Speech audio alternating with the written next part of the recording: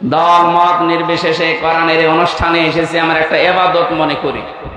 এটা নিসাব জামাত ইসলাম বাংলাদেশ ছাত্র শিবিরের অনুষ্ঠান না, এটা বিএনপির অনুষ্ঠান। মানুষ পদবাচ্চে যারা আমরা বিবেচিত তাদের জন্য আজকের এই অনুষ্ঠান। হাদা বায়ানুল লিন্নাস, এখানে যে বায়ান করা হবে, বক্তব্য হবে, সবগুলো মানুষের জন্য। কাদের জন্য? আপনি মানুষ কিনা এইটা। আপনি যদি মানুষ না হয়ে অন্য কিছু হন, আপনি চলে যান। মানুষ হলে আপনি দাঁড়িয়ে থাকেন, বসেন, শুনতে থাকেন। আল্লাহ আমাদেরকে নিয়ে এসেছেন বড় দয়া দেখিয়ে। পৃথিবীর সবচাইতে বড় দয়াই হচ্ছে আল্লাহর কাছে কোরআন শরীফ। বলবে ফাদলিল্লাহি ওয়া বিরহমাতিহি ফাবিযালিকা ফালিয়াফরাহু ওয়া খায়রুম মিম্মা ইয়াজমাউন। হে নবী, আপনি বলুন, তামাম দুনিয়া যা পেয়ে আনন্দে আছে, আমি আল্লাহর কাছে কোরআনে কারীম শ্রেষ্ঠ সম্পদ। সুতরাং বগুড়াবাসী, কোরআন আমরা যারা পেয়েছি, কোরআনের কাছে যারা আসতে পেরেছি, আমরা যেন আনন্দ করি।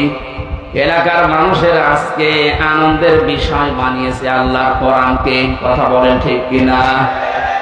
কোরআনে কারীম যদি এখানে না থাকতো, কেন্দ্রীয় নেতা শাহাবুদ্দিন সাহেব না, আমির হামজা না, আমির হামজার বাবা আসলেও এখানে আমরা আসতাম না।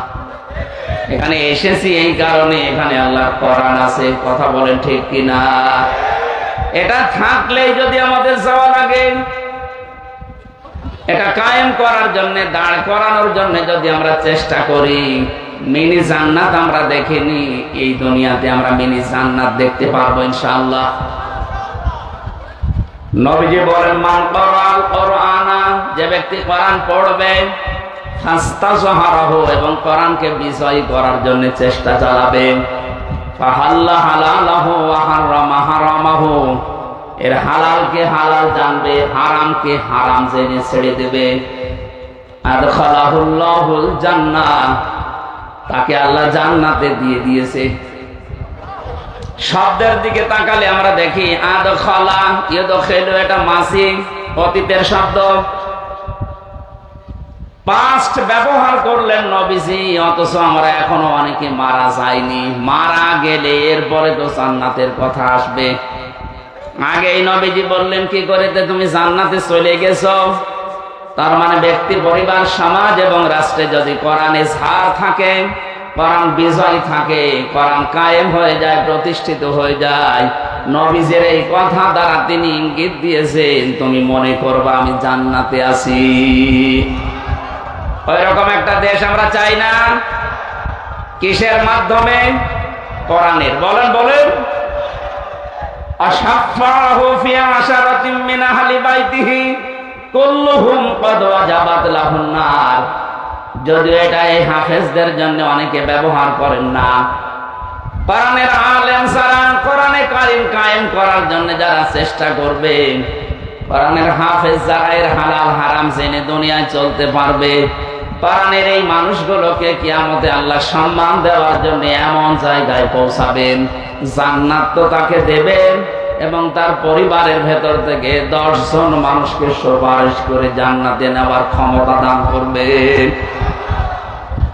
আজকের যে 5 জন হাফেজ হয়ে গেল কোরআনে কারীমের, এরা যদি কোরআন বোঝে, প্র্যাকটিক্যাল লাইফে কোরআনে কারীমকে সেট করতে পারে, আল্লাহ রাব্বুল আলামিন কিয়ামতে শুধু এদেরকে জান্নাত দেবেন না, কোরআনে কারীমের মর্যাদা ইজ্জতের কারণে কিয়ামতে এদের আপনজনদের 10 জনের ব্যাপারে আল্লাহ সুপারিশ গ্রহণ করবেন।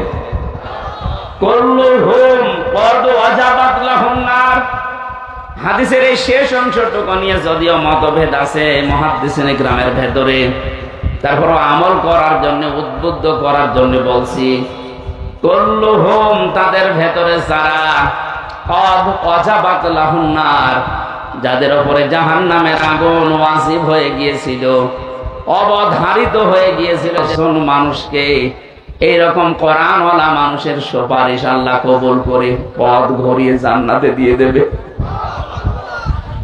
সুতরাং 5 জনের সাথে আমরা আজকে থেকে যারা সিদ্ধান্ত নিতে পারবো, এই পৃথিবীর ময়দানে কোরআনকে আমি বিজয় করার জন্য, এজহার করার জন্য চেষ্টা চালাবো, কিয়ামতে আমার মতো আপনার মতো এক একজন যদি 10 জন করে নিয়ে যেতে পারি, এই দুনিয়ায় অনেকেই, বিশেষ করে বাংলাদেশে কোরআনওয়ালা মানুষের কারণে জাহান্নামে যাওয়ার সংখ্যা কমে যাবে।